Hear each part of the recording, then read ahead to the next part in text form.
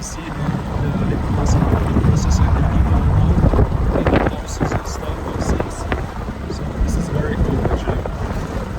This place is under the constructions, like a lot of just new things and been happening here. They're all being constructed and so a lot of it some parts, some places. And this river is great. Actually, like the visitors are very nice. I feel very good. I'm very happy about this. So guys.